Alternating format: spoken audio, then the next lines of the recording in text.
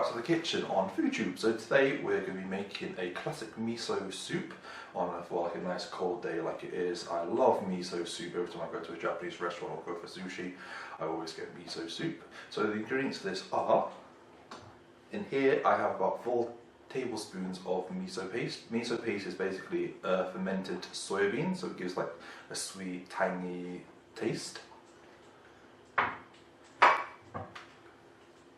On here I have tofu. You don't have to use tofu, but I like it because it's classic with miso soup. So I've got tofu here that I've just cubed up. I've got some shiitake mushrooms. So you can't get shiitake mushrooms, any good mushrooms, or you can leave mushrooms out. I've got some green onions, just finely sliced. And here I've got basically, this is called nori, which is seaweed. It's basically the kind of seaweed that you make for sushi, but you can use it for this. And then I've also got 4 cups of water behind me on the boil, because you need to get it to a simmer. So if you'd like to come with me guys, we shall get this soup going. So the first step is that our water is nice and simmering. I'm going to get our seaweed, nori, and put it into the hot water. And give it a mix.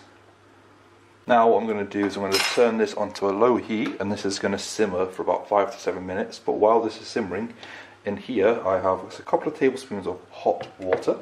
I'm going to add my miso paste, so that's what the miso paste looks like, into my hot water.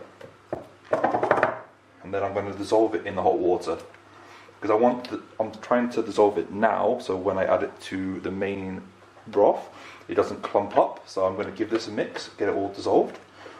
Then when we come back, we shall put the rest together. This is a very quick miso soup recipe, but some soups can take quite long, but I'm just going to do a nice quick one for you guys. So now I'm going to let this simmer for about 7 minutes. So guys, our seaweed water has been simmering around for 7 minutes. Just now I've added some Swiss chard, just for a nice bit of fresh green flavour. So now I'm going to add the rest of my ingredients. So I'm going to add my shiitake mushrooms in.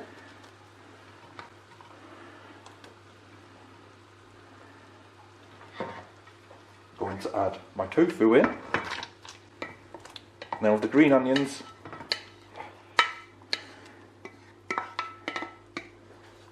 incorporate all that in together.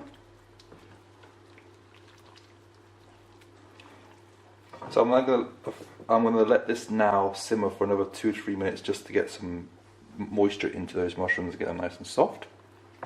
And then we are going to add our miso paste into it, and then that's going to go for another 5 to 10 minutes, just on a low simmer, just to infuse all those flavours together. So now I've let this simmer for about 5 minutes.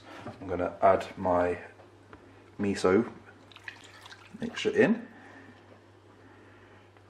incorporate all of that.